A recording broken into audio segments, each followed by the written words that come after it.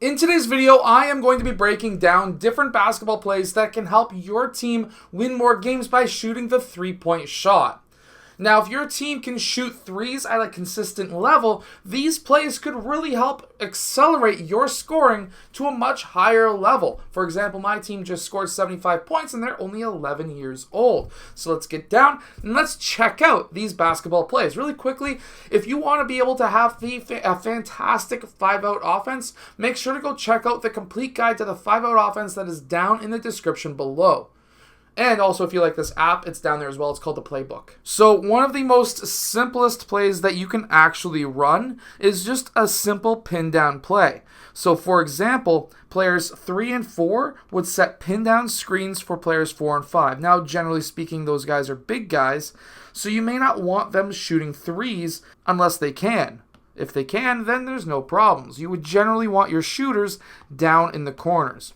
When you get players 5 and 4 to set these screens, they're obviously going to be setting them offset because, of course, there is help defense. In help defense, what you're going to be seeing is these players are not going to be straight on with that player. They're going to be a couple of steps off. For example, 1 pass, 2 pass equals roughly 1 step, 2 steps away. So they're not going to be, if you're practicing your plays, you're not going to be setting the screen exactly for player 3. You're going to be setting it offset when you're in practice, when you're basically practicing the plays without defense. Players 2 as well as players 3 are going to be popping up roughly to the free throw line extended, and whichever player is open, you're going to be looking to hit with the pass. At that time, player 2 can shoot the ball if he receives that pass and if he's open. If he's not open, and let's say player 5 switched off, because teams and kids these days will switch almost everything, you're going to notice that there's a mismatch down here. And we need to take advantage of that. Player 5 can roll off, he can attack the basket,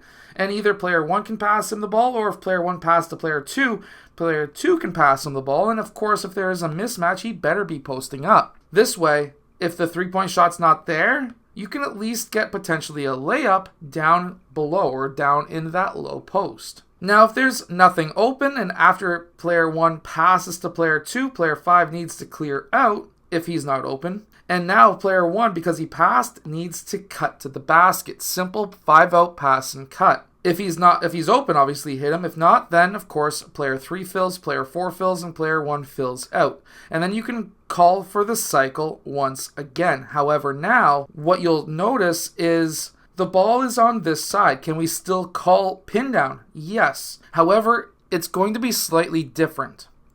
Instead of it being a pin down screen, we're going to have player 3 screen away and player 5 screen away. If you wanted to make this simpler for your team, you can call this screen away instead of calling this pin down. The idea here now is just to get off-ball movement. Off-ball movement is extremely important.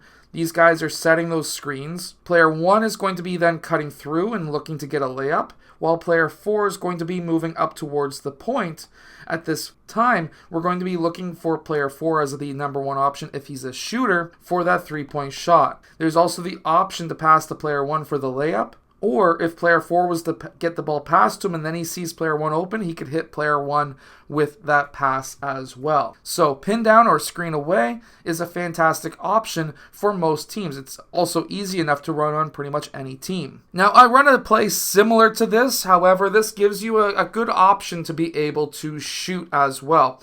We're going to start with the shooters in the corner once again. And what we're going to have is players 4 and 3 setting a screen or running down towards the low post. This is obviously going to be bringing their defenders down as well. And then we're going to have player 5 set that pin down screen once again for player 2. Player 2 is going to use that initial screen, and then he's going to run in between players 3 and 4. Now, this is an elevator screen. What's going to happen is now these guys are going to close on player 2. Player 2 blue is going to be then wide open for that pass, and he should be open for that shot. If he's not open, what may happen is this could be a switch. He may fight around, or they may call switch again. Whatever may happen. If he's not open, there's a mismatch here. Then player 5 needs to get to that high post. These two need to clear, and we can let the mismatch happen with player 5 scoring. If there was no switch, or if there's no mismatch, player 5 clears. Player 4 is going to set the screen for player 3. Player 3 goes to the high post. We're going to pass that ball to player 3 for that mid-range shot.